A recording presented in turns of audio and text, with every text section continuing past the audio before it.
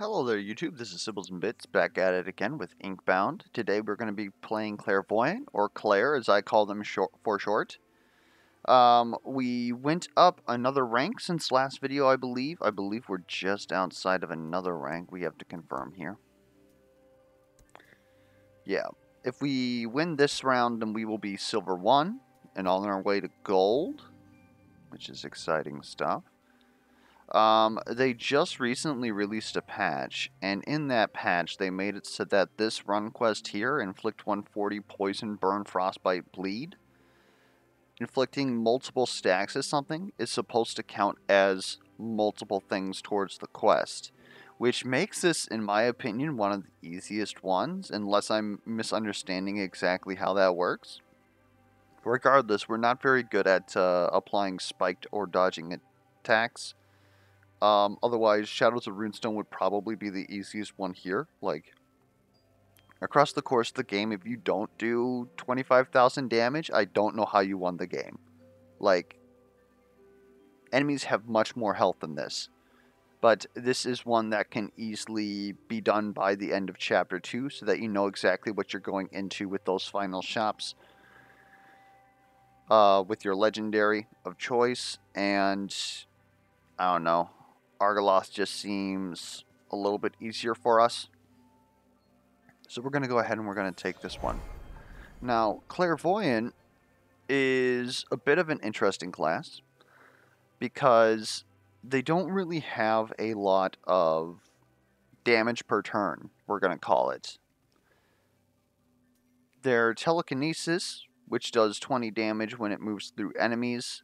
It also gives you a shield if you hit yourself. It's very thin. It's almost like the width of Bonk, but the length of Mosscloak's throw. I don't even think it's that long. But this is mainly just to reposition your shard globe, because I will probably go into saying that our main mechanic is that we have auras around our globe here that you can see here. And at the start, that is one aura that just does 25 damage at the end of our turn, but before the enemy turn, which is quite notable. And it does magic damage. So this is to move that around so that we can deal damage to enemies with that, get in the correct position. We then have Psychic Pulse, which is our first ability. It'll deal damage in an area around the shard globe only, and gives us one psionic charge. Psionic charges are technically our resource, and we can have up to 3. And when we are at maximum stacks, all of our auras are doubled.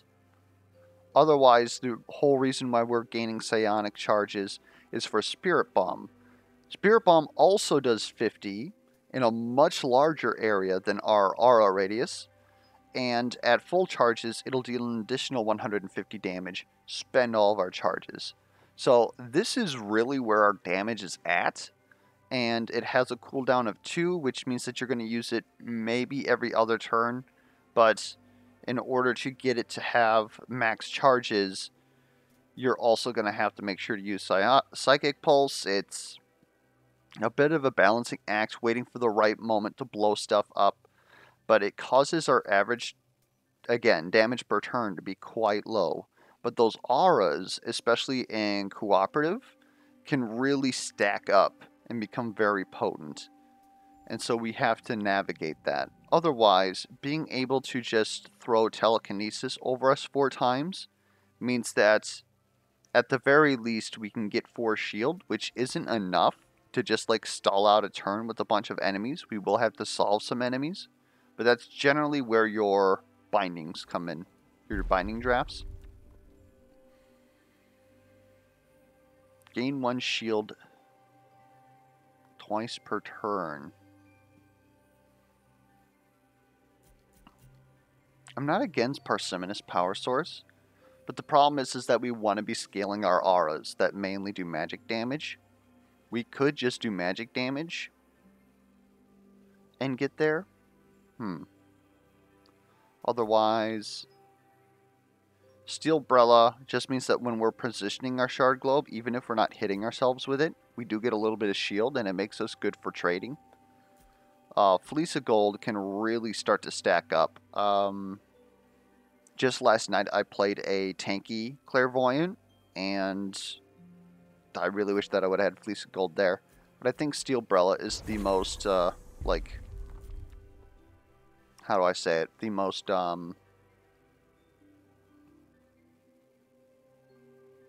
I don't even know what I'm talking about. It's way too early for me. Oh my good lord. It's the safest pick. The most consistent. That's what we're looking for. Shielding Aura is great. Again, we're able to stack auras just off of your augments. You're able to get a total of 3 on telekinesis, and you can get 1 on psychic pulse. And then both psychic pulse and telekinesis can ascend to give you more auras. And generally that's what you do when you support. Of course, shielding aura just means that anybody who starts in your aura radius at the start of the turn is going to gain 1 shield, which is, it's something. It helps you trade, right? It's basically like Steel Brella, especially when you have maximum psionic charges, so it doubles it. But providing 1 shielding to 3 different people isn't really that particularly spectacular, except when the global AoE start coming out. Final chapters were pretty slow. We really don't want enemies to, like, ramp damage. Inkshell is also, like, not really... We can kind of work around it if we use just, you know, go all in on Spirit Bomb. But it's also quite hard to say that, oh yeah, we're just going to go all in on Spirit Bomb. So I think this one's going to be bombastic. Nim is kind of a hard boss for us. Again, since we don't really have good turn-to-turn damage, it means that the little bits are going to gain quite a lot of damage.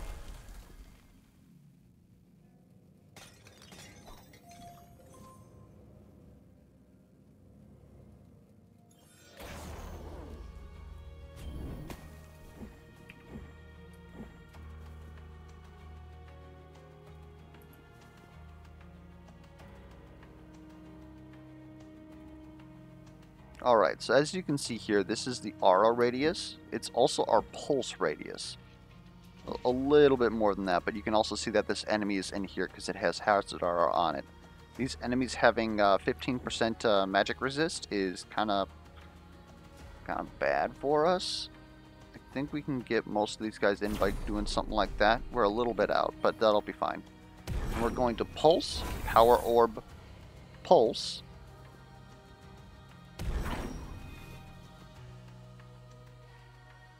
That's going to put us at 2 psionic charges, and we're going to miss these kills by like 15. It's a little unfortunate, but we're going to stand like right over here. Or I guess we could stand like right here.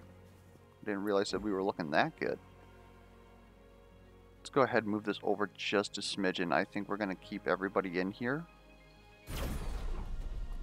We still didn't get you. Okay.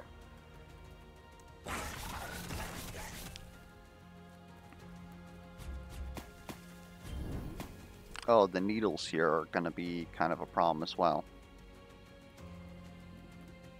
Okay, well, we're going to pulse. Move this over here. We now have 3 psionic charges, so we're able to...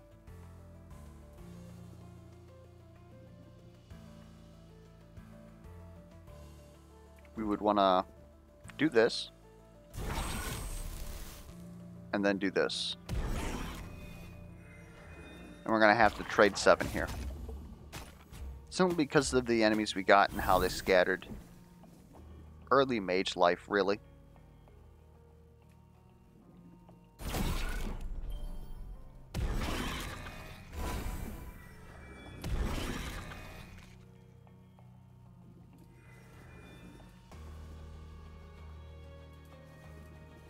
Okay.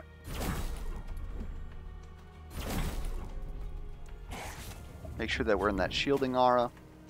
Get 2 shields. Pretty much just negates this guy, but we're like here to defeat him anyways.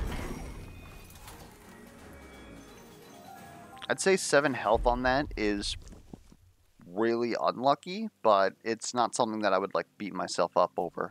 Let's get some crit damage just in case. So, if we're looking specifically for auras on our skills, like I said, we got 3 on telekinesis, 1 on psychic pulse. It is 1 common on telekinesis as shield aura, and the other aura, or the other common, is plus 10 damage. They recently put in a patch that, first off, AUG rolls now cost glyphs instead of money, which means that you can do it earlier if you wanted.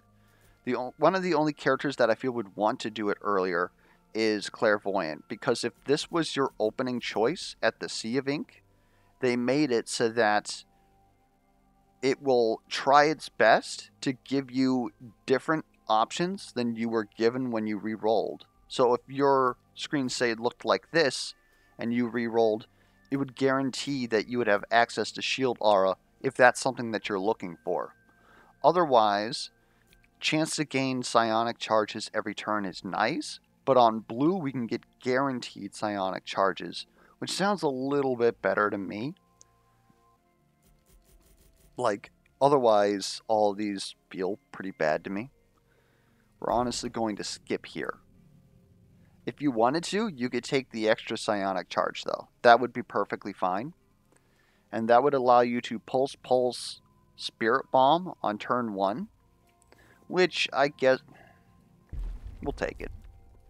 I would really like to put other things on there, but just for that demonstration, because I'm sure a lot of people are going to struggle early game with Clairvoyant. And so to show to teach is what we're going to go for here. Chain Lightning and Cone of Frost are probably, they're in my top 5 bindings in this game. So I love seeing both of them. Cone of Frost gives us damage, and it's got a very good radius. Chain Lightning also gives us damage, but we have to have the spike damage in order to actually pay it out. Otherwise, it's just going to be 30 damage to a single enemy, spreads to everything else. Everything takes 30 damage. And then we use like Pulse and just hit everything for an additional 25, which is still pretty good.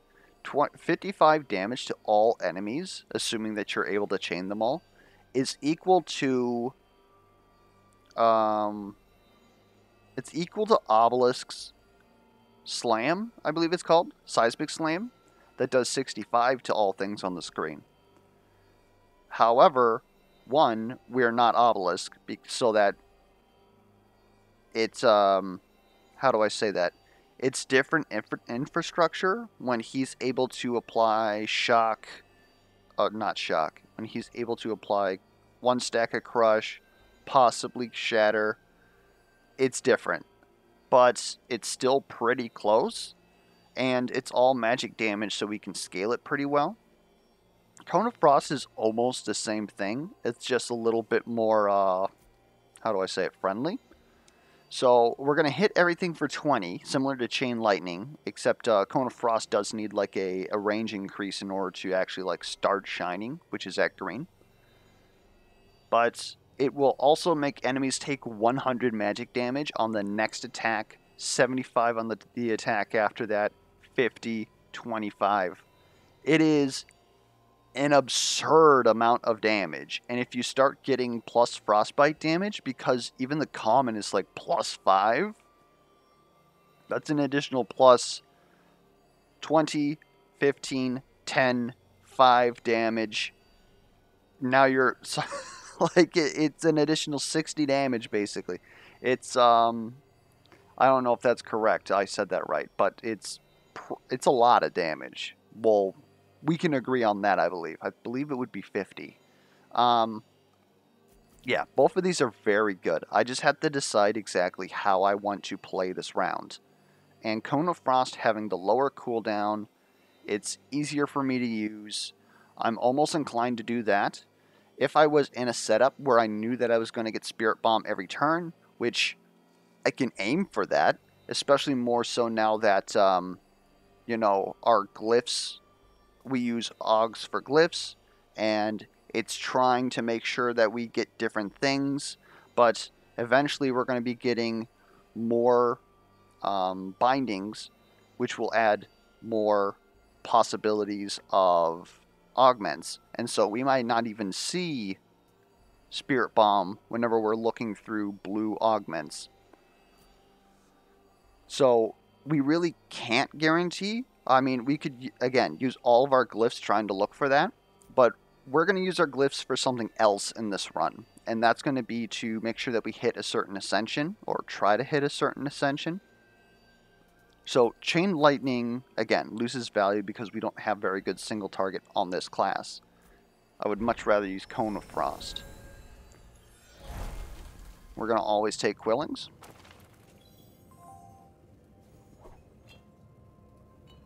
Unstable Brew is interesting, can help us win turn 1 here.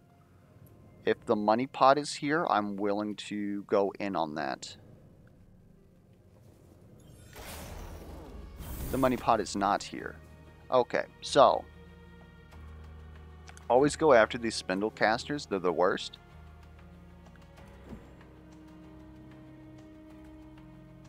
I think we're actually going to physically hit you. And we want to go up towards this orb here.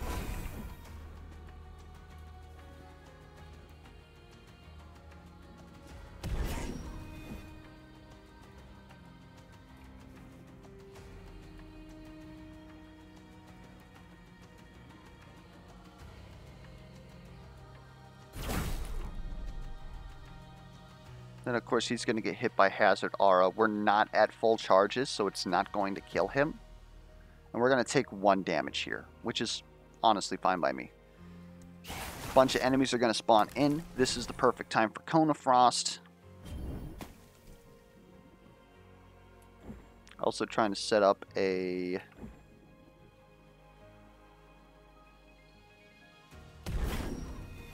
Spirit Bomb here. That hits a large majority of the enemies. So let's hit the enemies that are not going to be dispatched by this. Grab the Power Orb. And that clears a large portion of the screen. We're going to have to trade for health. Again, this is pretty much just early Clairvoyant.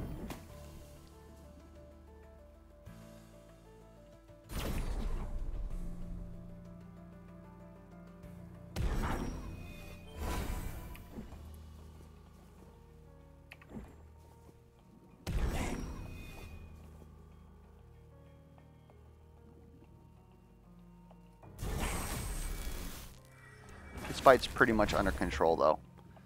He's healing everything, which is a little annoying, but I would much rather take 3, especially when I can shield for most of that. So we're actually just going to use this to help make sure that we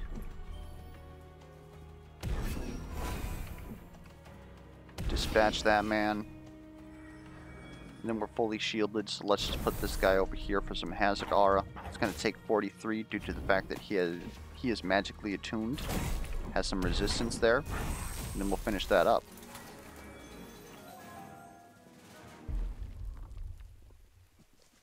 Now, one of the main reasons why I don't mind trading health in the early game is because I would say, in my opinion, probably somewhere around 8 out of 10 times, you'll get to these stat shrines and they won't even have anything good for you. Now, obviously, we're going to take magic power here, but instead of re-rolling and using glyphs here, I just heal. Like, just keep it going. Potent Frost having bonus damage seems very good to me. Like it a little bit more than turning telekinesis into our primary damage. It can work. Certainly not against it, but if we wanted to do that, we would have done that like a while ago and not wasted our common for shielding aura. But yeah, I'm willing to take some damage on Frost there. Alright. Binding Empowerment. The moment we've been waiting for.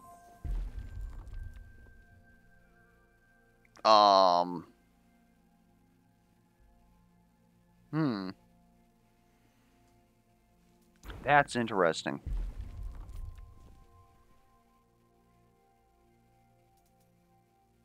Wider AoE, even more damage? I think what we would want is more frostbite damage instead of this dealing more damage.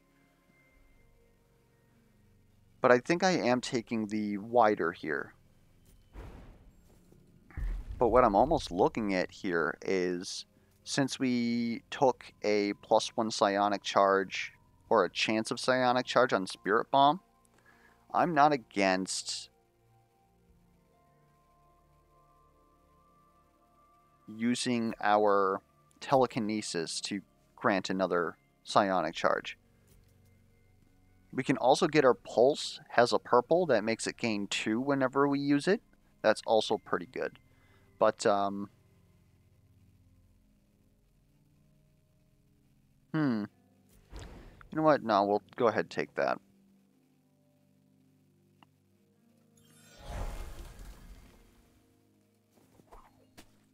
We're gonna see the money pot here. So I think we're gonna come back for this fish. If I remember it.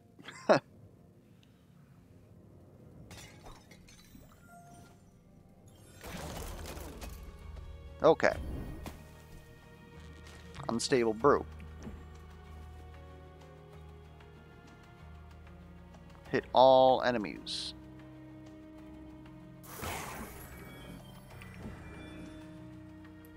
Hit no enemies, apparently. There we go. We've got the orb there.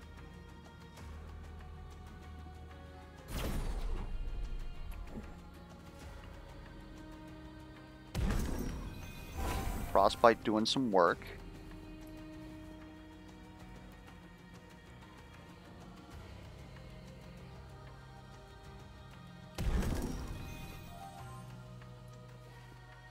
I'm willing to trade 2 here to make sure that we get you.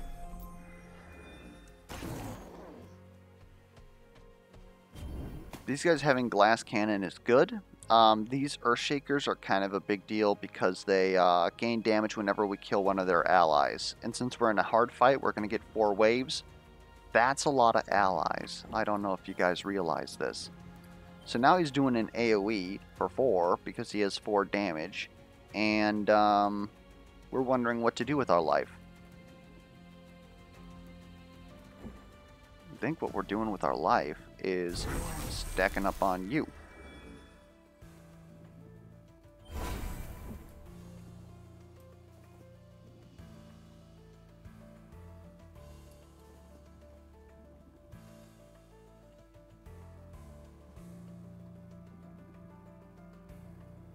Yeah, it's going to take too much resources to start working on you.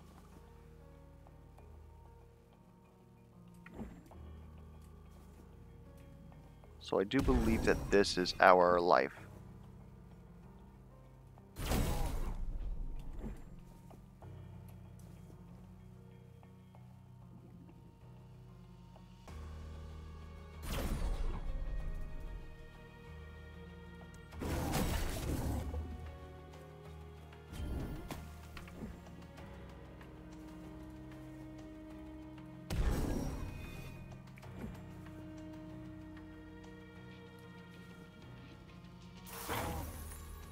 Hit all of you guys.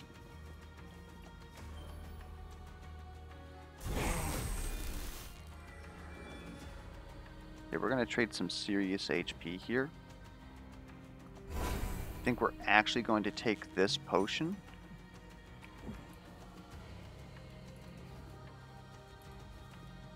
Which I don't know why I would do that.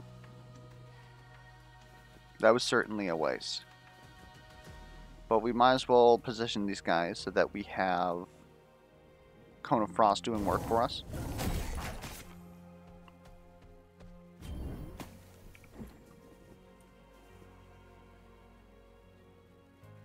We're still in here. Oh dear lord, we might be dead.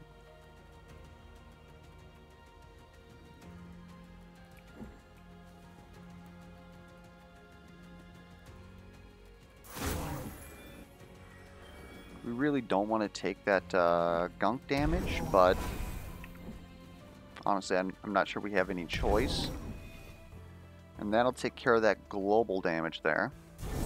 Do a lot of damage to you. We're going to trade another 4 health here.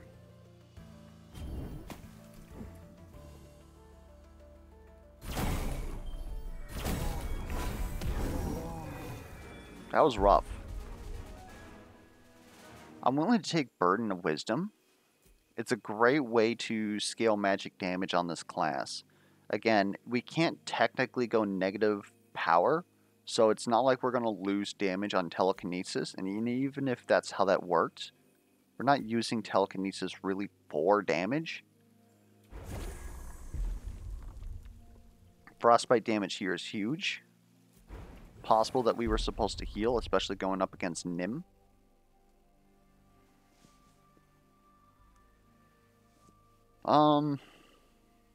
Here I think I can deal with Potent Pulse.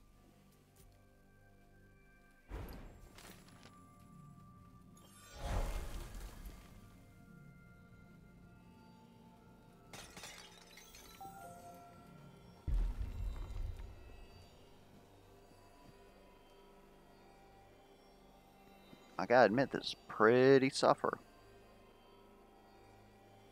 Could be Shield Wall, that can eventually give us Resistant. Helps us with our defense, and it's technically a physical binding. Invigorate could also help. It's 1 will for double damage.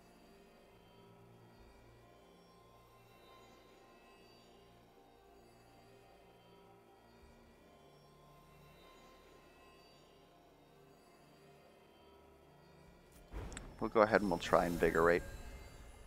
We need to go to the shop here, as much as I would prefer not to heal. Our HP is just way too low for my liking.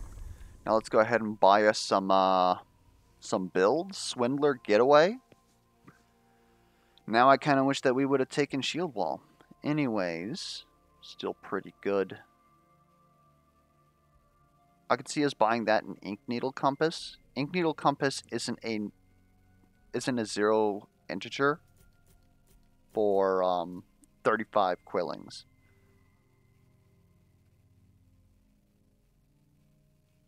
Braided Acacia giving us more health. No, I think I'll just take this, and it'll help us out later if we see stuff like the Unstave.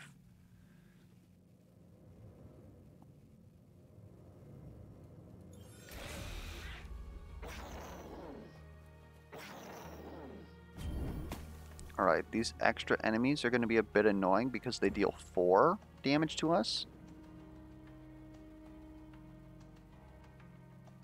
And honestly, I think this is what we're going to do. Get rid of 2 of them right off the bat. Otherwise, I'm not concerned about these guys immediately.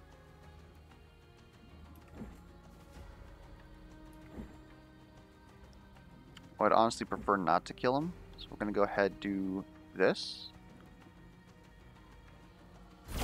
Move this up. Pulse. Orb. Pulse? Maybe it's better for me to just walk out right now.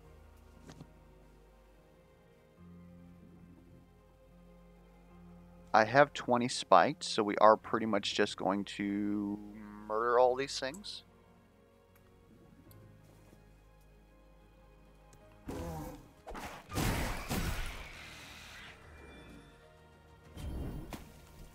And we're still going to pretty much murder all these things. They are like just barely alive.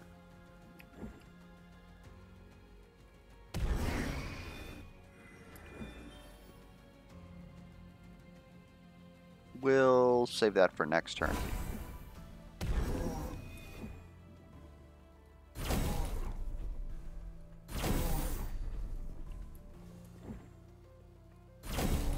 just bully Nim.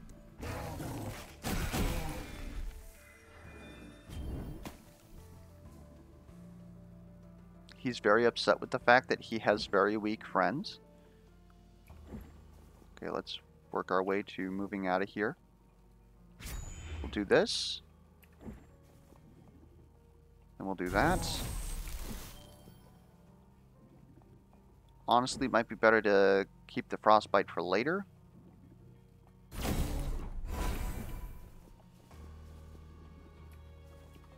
We'll just walk out. Maybe it was best to keep that orb for next turn then. Alright, you're pulsing. I don't think that's actually going to happen. I forbid it.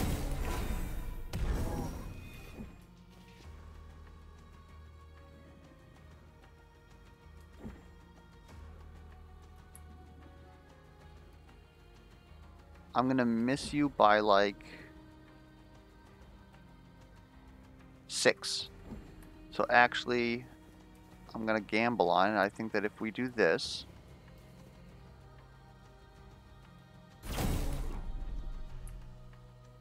you'll phase. You did not phase. Ah, because we had spiked. That's why you were phasing. I thought it was our hazard aura. Well, that was a little rude for us.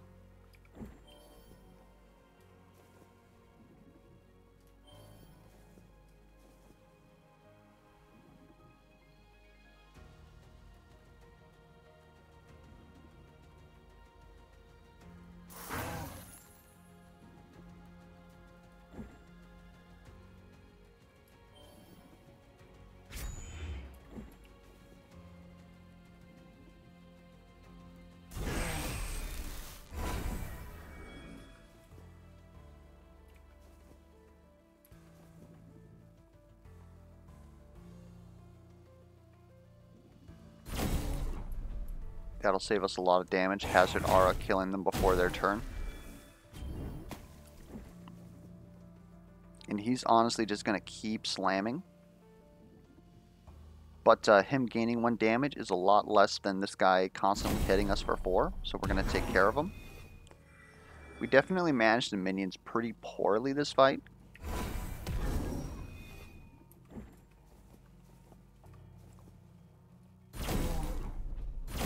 Get some steel umbrella just to help trade. And now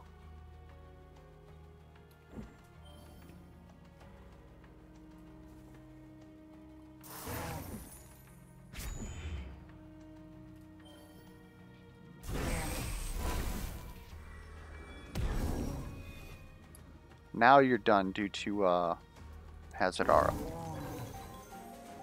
Oh, pretty rough.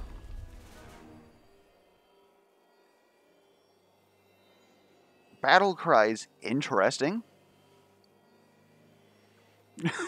Adrenaline rush is almost interesting, except that that secondary part there is nowhere near enough. Like an additional, what would this be on us? I guess it's 7 AP. Am I correct? Because we start with 58 HP.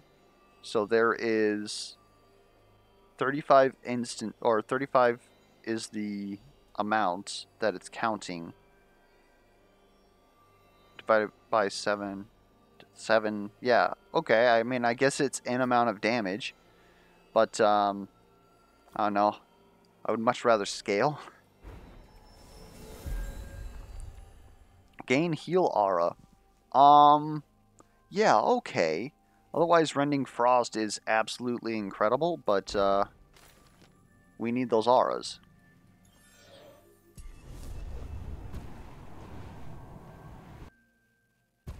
Hello there, Needless. I'll tell you what, I'll take 10 Frostbite over 12 health. Maybe that's foolish of me. Overstimulated is terrible for us. There are instances where we would want that, but this is not one of them. Final chapters, again, we have difficulties like killing people right away. Slow start is also pretty insufferable because of the fact that it just pretty much means we don't kill people on turn 1. We're also looking into this, and we're seeing that we're going up against Giannis in Book 2. That's kind of spooky in itself, because we're probably going to have to hit him a lot. And the more we hit him, the more damage that he's going to deal. We're pretty much going to end up in the Nim situation. So honestly, it might be that we have to deal with final chapters here. And just try and be as aggressive as we can. This has the worms, though, which is pretty difficult for us. Like, I don't like any of these right now. I'll be perfectly honest with that.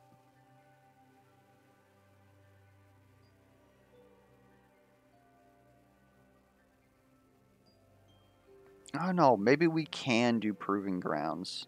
It's going to be rough.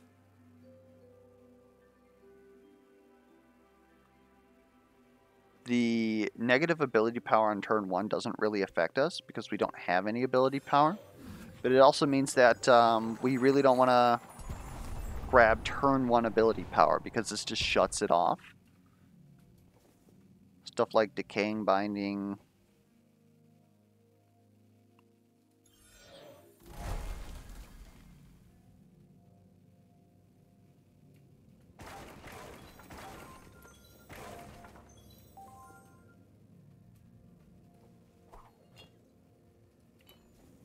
And unstable, huh?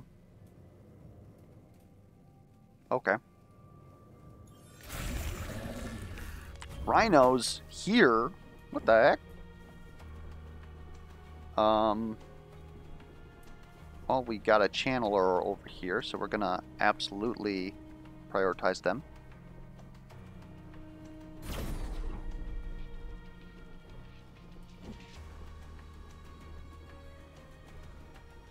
We are not going to be grabbing that orb. That seems like a death sentence.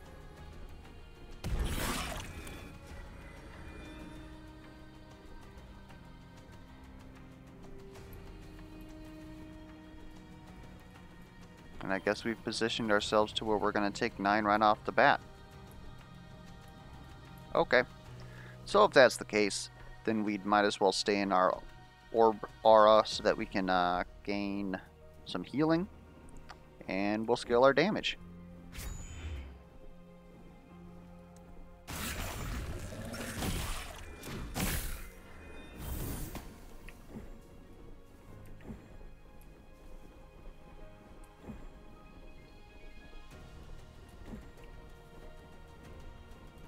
This is like really awkward. We're gonna put it here. That doesn't reach. This is terrible.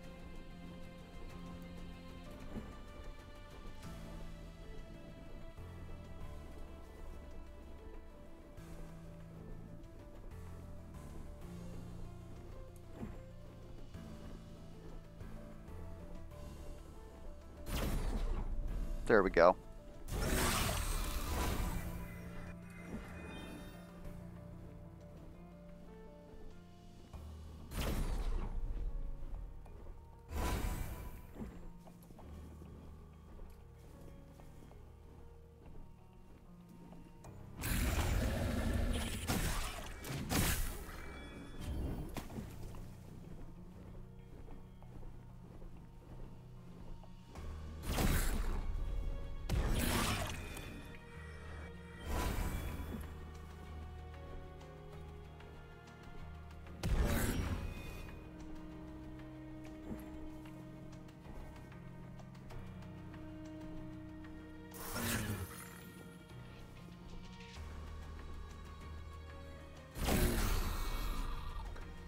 Okay.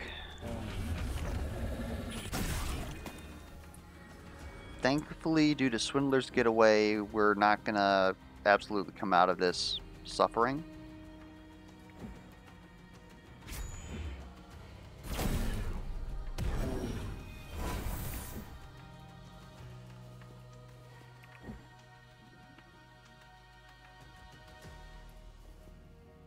Probably not really a safe place for us to be here. Especially with both of them pounding at the same time. So we're going to have to do something like this, which is not really getting a lot of damage in there.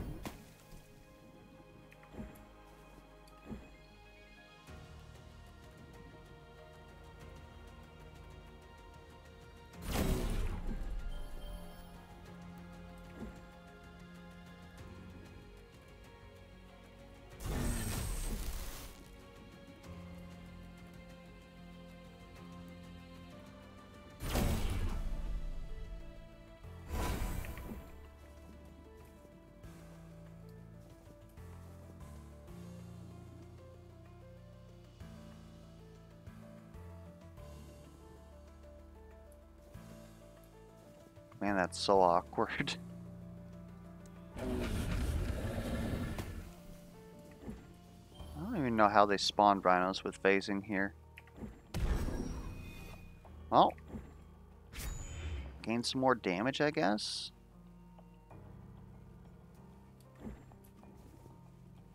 If we can have this reduced cooldown, that might be something.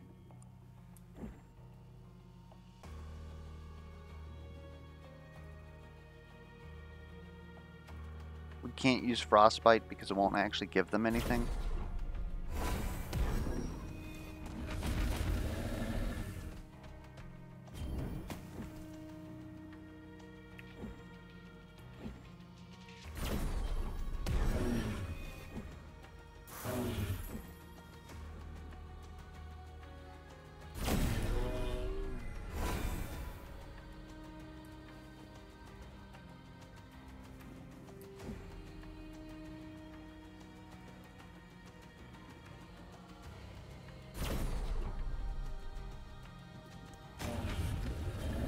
And this should be done. Oh my good lord. Harmonizing Whistle is amazing. That's how we reduce cooldowns. Shining Circlet could also do it, because Battlecry and Cone of Frost are going to be our highest. But I think that Harmonizing Whistle is what we're looking for here. Again, just as we saw with the Weaver video, it's absolutely game-changing. Of these options, go ahead and heal me. Increased range, allies hit gain 2 shield.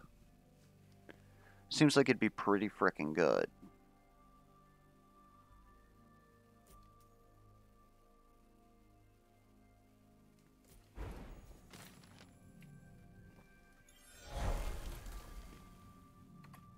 I forgot my fish. Or was the fish long, long ago and I forgot it? Oh, man.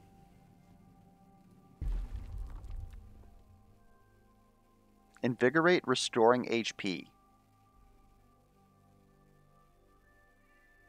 I'm not against it. We want to keep you open for an aura. Another potent pulse could work, but we also want to keep you open for an aura.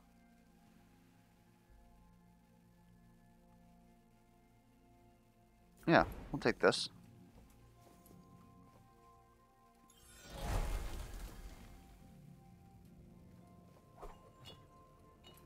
Bloodthirst Blend is amazing. Heals us for 10 every time that we get hit. It's a good get out of jail free card. We'll probably hold that to the end because it's very good on Argoloth. Go ahead and hit you guys with this.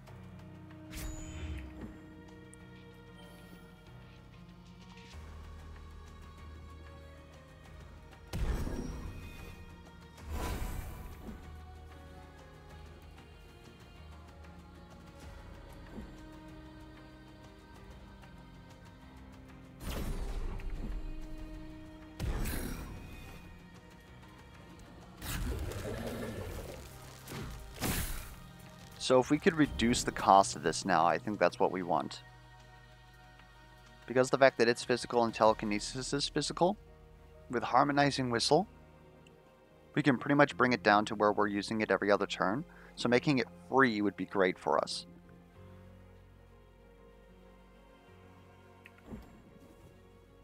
Yeah, you over there, you can stop.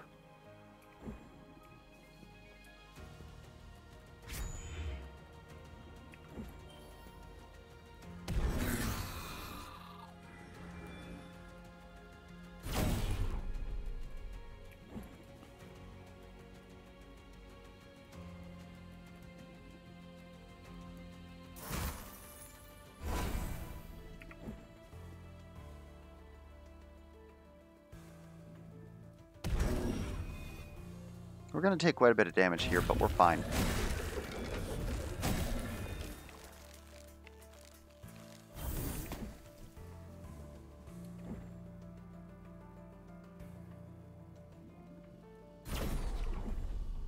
That's what we like to see. Go ahead, pump it up. It's not quite gonna kill. That's not good.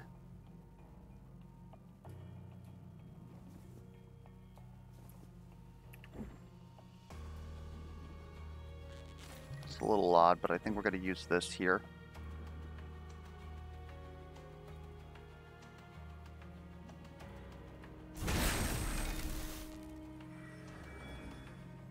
And we're still perfectly fine. We don't have to use our Bloodthirst Brew.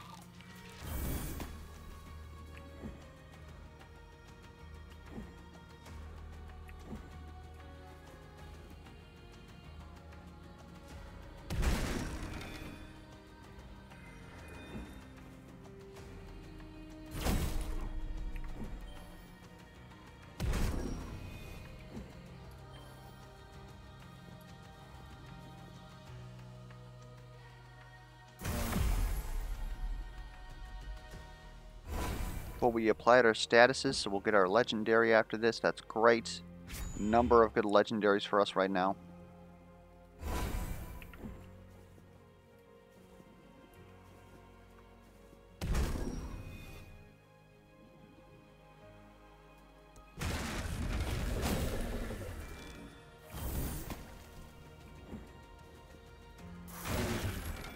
These rhinos are much easier when they're not also phasing.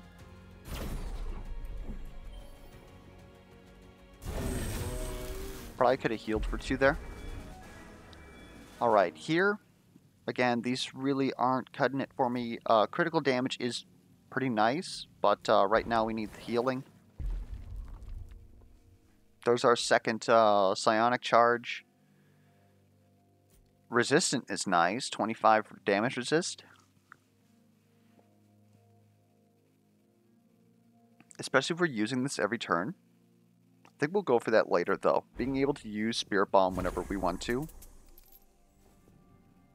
seems a little bit better. Now we've got 8 rerolls. And we are looking for Aurakinesis here. Interesting, we might actually be able to use Psychic Beam instead. Psychic Beam basically just turns our pulse into a line shot that then actually deals damage, which is the most important thing. It does consume all of our charges, though. That's kind of the weird thing there.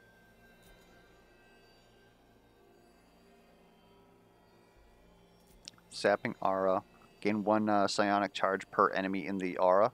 That really doesn't do much for us due to the fact that we've already wasted blues on our Spirit Bomb to do that. I think turning this into our primary attack is a very viable option.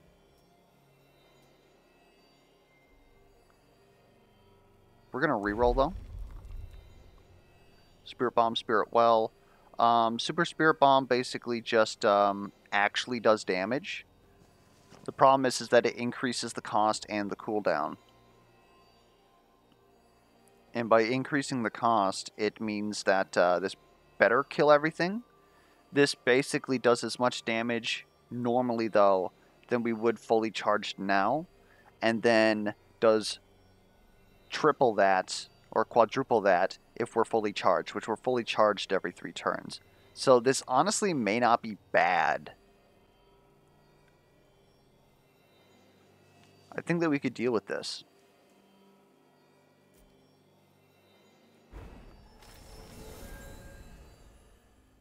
What are we going to do here? I really don't like the Carver's Refuge with this amount of money, so we're probably going to go to a stat shrine. On collecting an orb, gain 10 ability power until something is used. Kind of like on hitting, inflict 1 stack of shocked.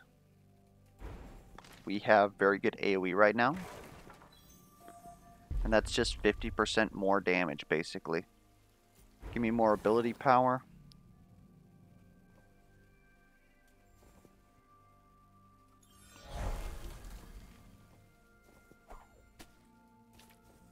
Wow. The fish that I remember to pick up is actually one of the worst fish. Who would have thought? Alright. I think we're starting to stabilize here. Really wish we had that unstable for that that money pot there.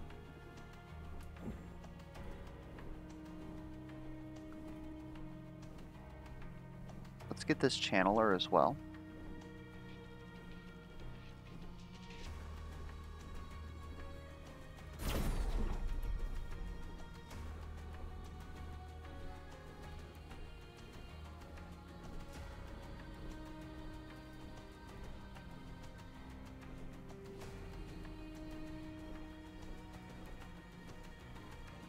I'll admit, this is looking pretty suffer.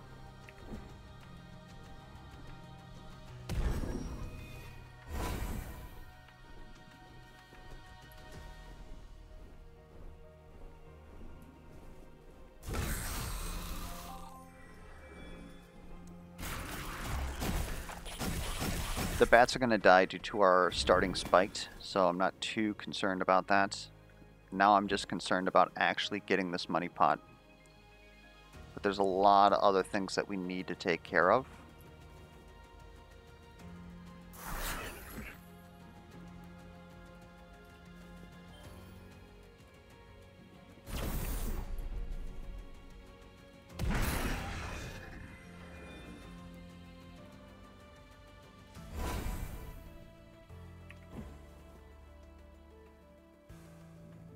Double team Captain Cannons. I think the game's actually out to kill us.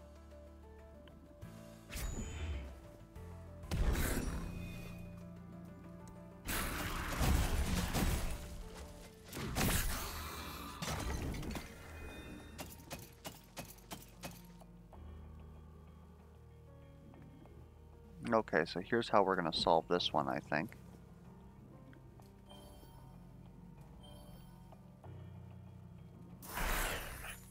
Hit all you guys. Get the super shock out there.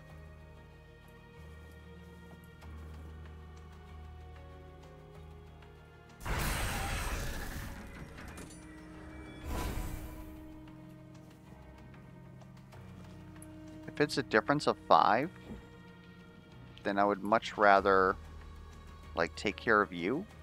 But I don't think that Hazard Aura does that much.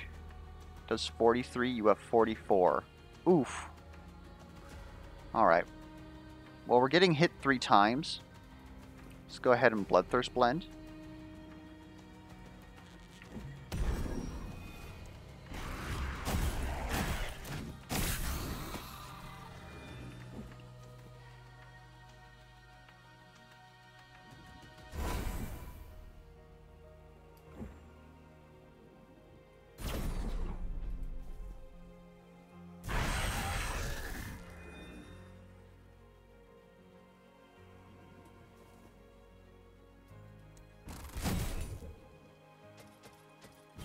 And he's done now. The tyranny is over. Let's not forget to heal.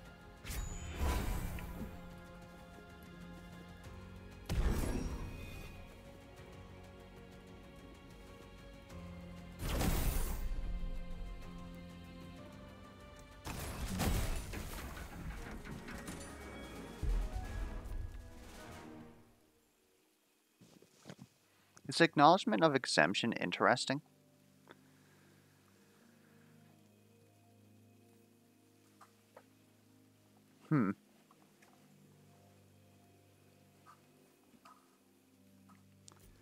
Ringleader's Hat is actually somewhat interesting. We need the will. Take a Ringleader's Hat. Acknowledgement of Exemption, I'd pretty much just look at using Cone of Frost multiple times, like just spamming it. And that doesn't really seem like great. Spike damage is now interesting because it helps us with our early spikes due to Swindler's Getaway. I think we just need raw ability power right now. On your turn, gain another psionic charge. Okay, that would guarantee that we have full psionic charges all the time. But would also mean that we do not get... you know what? It's probably Rending Frost. Extra damage taken. To offset the tentacles on Argolos so that we can deal damage like straight away. On your turn, smite all enemies. That does something. Do we like that better than re-rolling the final shot?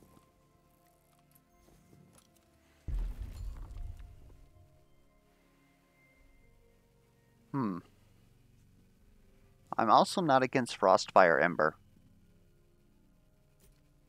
I think we can get behind that. It's not like a lot of damage, but it's some damage.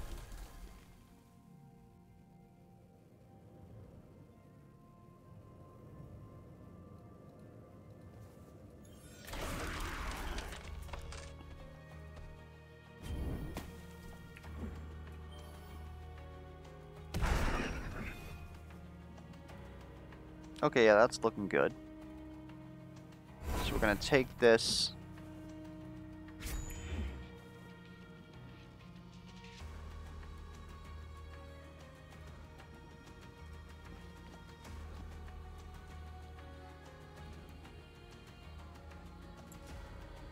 We're just barely missing you. That's unfortunate.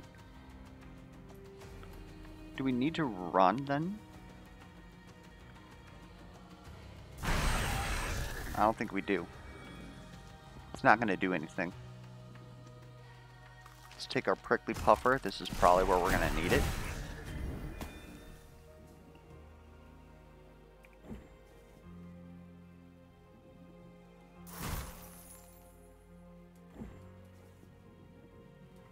We don't want to keep hitting Giannis if we don't have to. We're probably going to just come down here, pulse.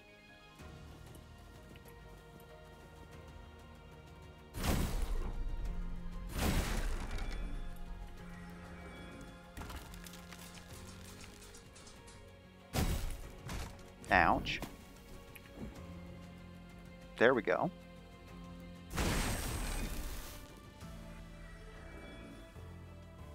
And that's going to phase. Oh, that's a good new animation for that, by the way.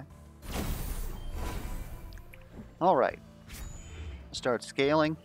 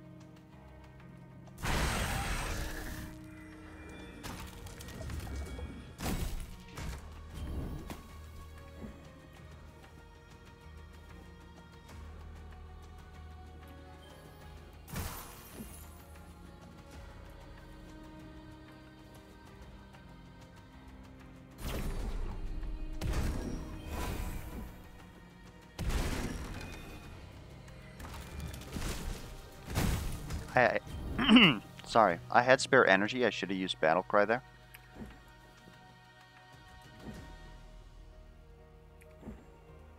I guess we can use it now. And that's a win.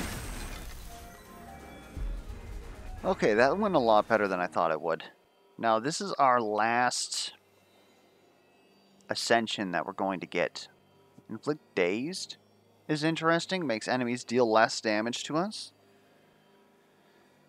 Frigid Gust is also a lot of frostbite. I kind of like that. But we're also kind of looking for a specific Aurakinesis is something, gives us additional will. We are kind of will constrained. Gonna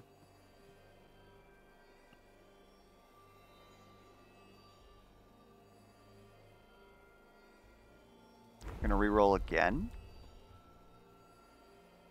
I'm sorry, I was told that this was going to avoid duplicates. There we go, Aura Surge. That's what we've been looking for. So for every aura that we have, this is going to deal an additional 45 damage, which in total we have 1 baseline plus 2 here, which admittedly isn't a lot. But what it does do is make this pretty much like a little mini... What am I trying to say? It's a mini... Like, our Spirit Bomb before would maybe top out at 320. This puts us at just under 320. If we would have had another aura, it would. Which, I mean, it doesn't mean that we can't get another aura. No. Game says no. Discounting Invigorate basically means that this is free because it's reducing the cost of another skill. I kind of like that. Gaining Mighty Pulse for more damage is notable. It's not like we're going to... We can only get purples now, so we can't get another aura. There's only a white, blue, purple on Telekinesis and a blue on Aura Surge. So, making this just deal more damage also sounds pretty good.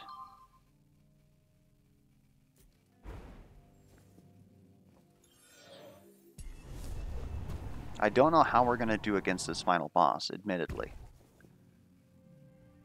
We actually need this now, so we'll take it.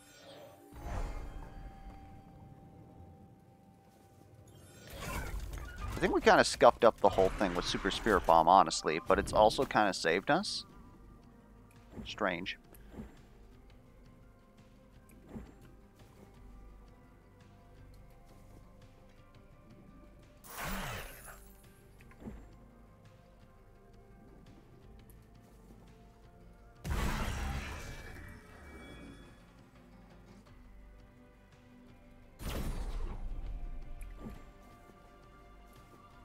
Can I really not make it out of here?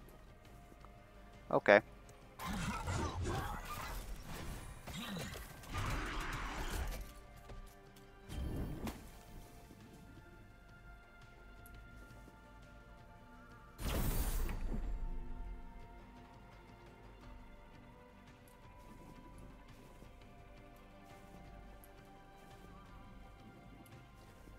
Yeah, like, this is actually not a good place for us to be using this.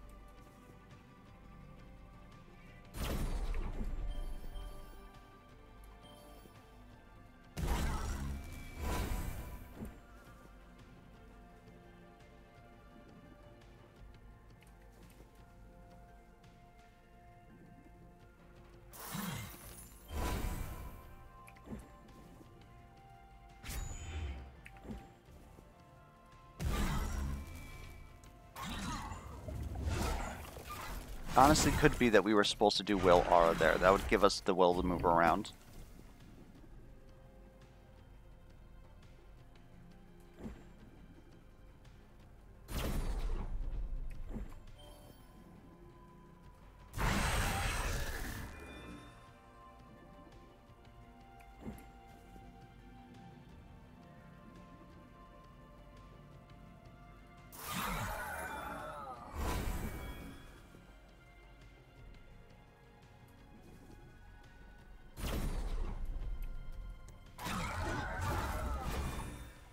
We're gonna make it through here relatively fine. It's just awkward.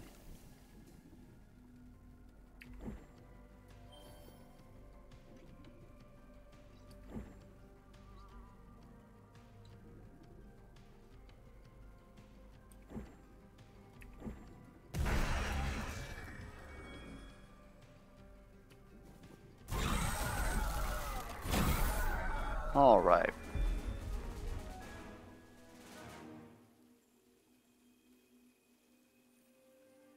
Crafted Siphons doesn't work against Argoloth tentacles.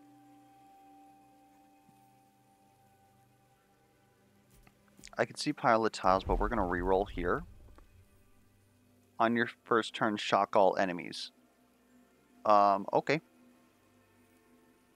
Controlled explosives might work, but again, I don't know if we actually kill Argoloth tentacles, so if this was any other boss, I could see taking controlled explosives because we use Super Spirit Bomb, blow something up, add Super Spirit Bomb's damage onto like literally anything, including Cone of Frost. Oh lord. The reason why we're re-rolling here as opposed to at the shop is because we likely can't afford anything at the shop. These are free. We have Harmonizing Whistle and Paradigm Shift. Our abilities cost a bit too much though. Like we'd still probably never use Super Spirit Bomb. I like the Thunderstruck Bell.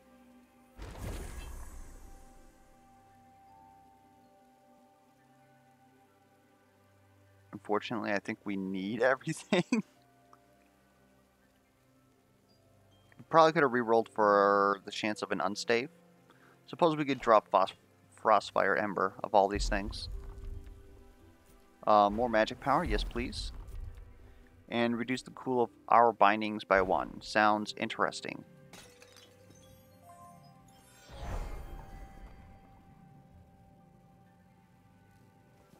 I think we're pretty much healing here. Yep.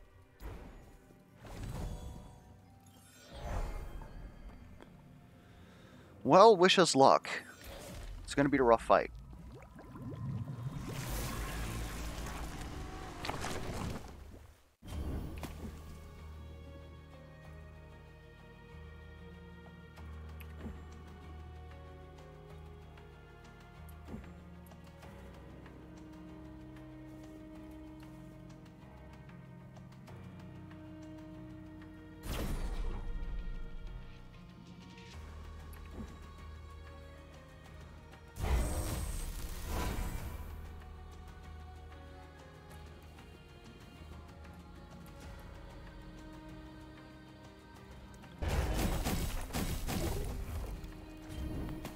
All right.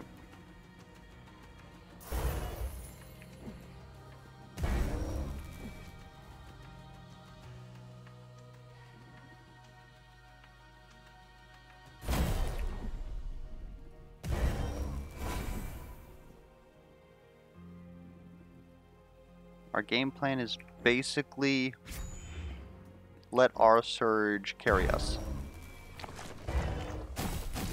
And sometimes we'll be able to use Super Spirit Bomb to hit like a couple of tentacles.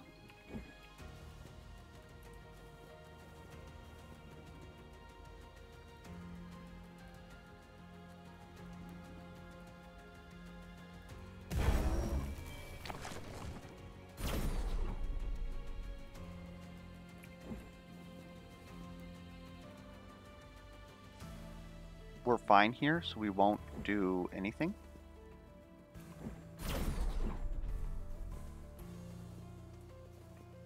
Why are we not healing, though? It's a good question.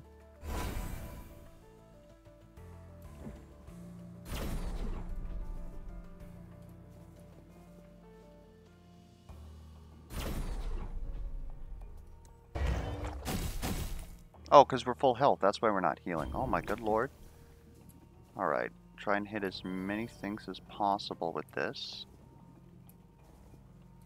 Because we're going to shock all of them. I guess everything's already all shocked, so let's go ahead and do this.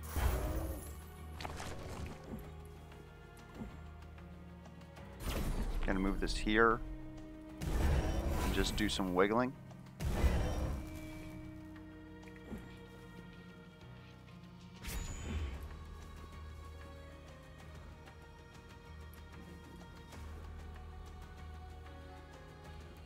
This is going to allow us to hit 3 people with Super Spirit Bomb. And heal a little bit.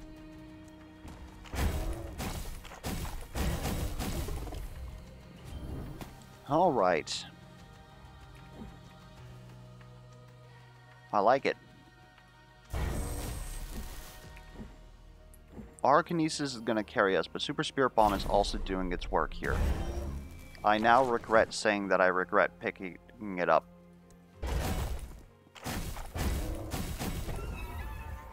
This right now is a little bit of suffer, though, not gonna lie.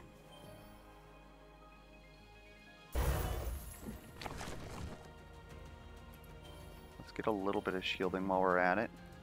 Put you about right there. Scale.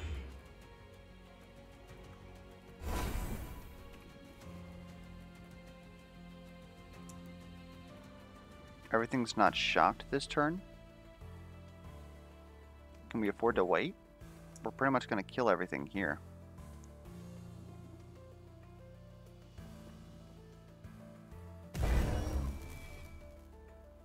Suppose I don't see why not.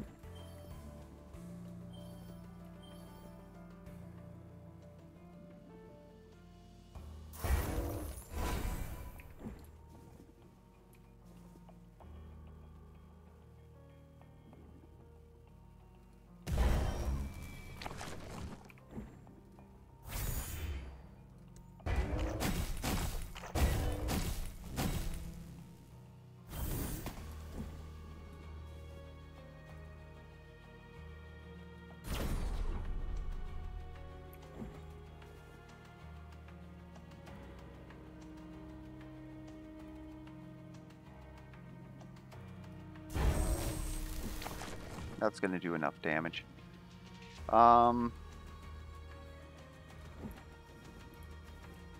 This is also going to crit.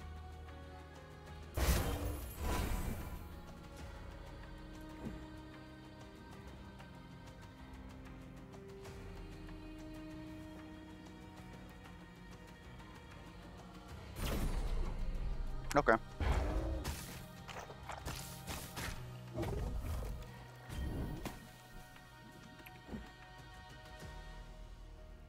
We actually don't want to spend that. This will be fine. Reason being, on the Argoloth fight, as the tooltip states, he takes 50% damage, but he takes 100% of the damage we deal to the tentacles. I'm not really concerned about, you know, dealing damage to the tentacles. That's not really, that is also being reduced. The main thing is that when he's phased, he can't take any more damage. So by dealing damage to the tentacles at this point, you're literally just throwing away damage. So try not to do that. I know it's a bit finicky, but it'll increase your success rate quite a bit, promise me. Does Magic Pixel exist here? Yes, it does. I want you guys with Frostbite on you, because Frostbite is going to reduce your DR by 25%. And next turn you're going to have less DR, so we're going to hit you for full damage with the Super Spirit Bomb. So now all we really have to do is set this up so that we're going to hit like 3 of you, which is right there. And then we just, I guess we pulse here so that we give ourselves a little bit of shields. And then we'll go ahead and heal ourselves.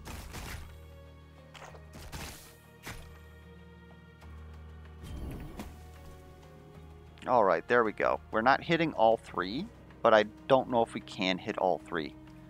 Everybody's got, well, you don't have Frostbite, but you don't either? Oh, come on, man.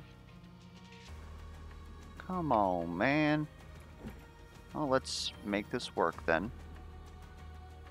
No, we can't do that.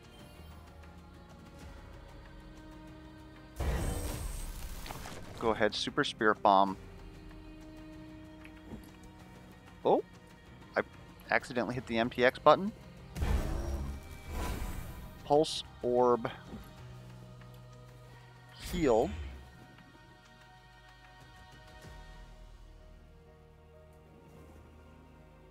Then I think we're going to hit you guys all again to reduce that damage resistance.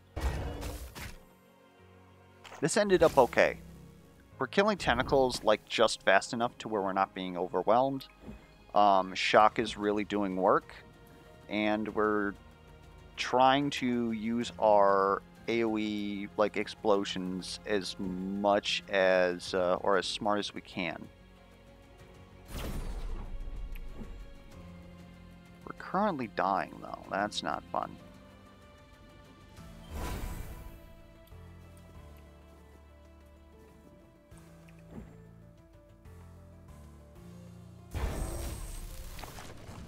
That'll solve some damage.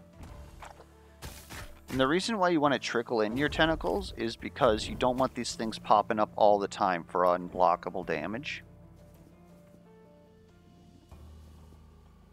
We are going to heal ourselves.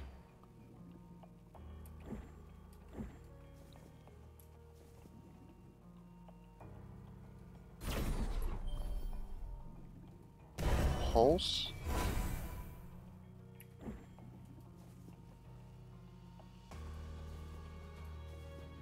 Would it honestly be better for us to be here? I think so. Then next turn we can set up here.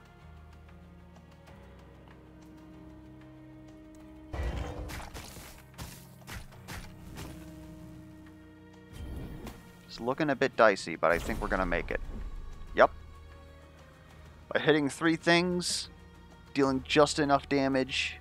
Oh man. This is also pretty good for us. Just the fact that we had frostbite in order to penetrate the resistance of the tentacles meant that we were dealing more damage sooner to Argoloth, which allowed them to scale less. Because I believe, I can't remember if it's on phase 2 or 3, the tentacles start to gain +1 damage every turn. So at that point, you've really got to start getting your act together. Anyways, we barely managed to make it. That was not a very good build, I would say. Generally speaking, we're a little bit more explosive. Pun may be intended. Again, Super Spirit Bomb, it definitely constrained us in ways, but it also solved problems when we needed it to. So I would say that it made the builds different. I mean, obviously, but otherwise, Frostbite, the Cone of Frost really helped us out a lot there throughout the entire run. I was very happy with having chosen that. Our Kinesis, we re-rolled for it. It worked out. Again, Will Aura probably could have been better due to the fact that at the very least we could have just kept like rolling our shield over ourselves and trading health in that regard. But at the end there, our Kinesis was also like dealing some significant damage, and we appreciated that. But otherwise, really just you know, harmonizing whistle with Thunderstruck Bell. Yeah, it's the game. Hopefully, the run was either entertaining or educational for you. If you have any feedback whatsoever, be it questions, comments, concerns, misplay alerts, be sure to leave that down in the comments below. And until next time, we will catch you guys around.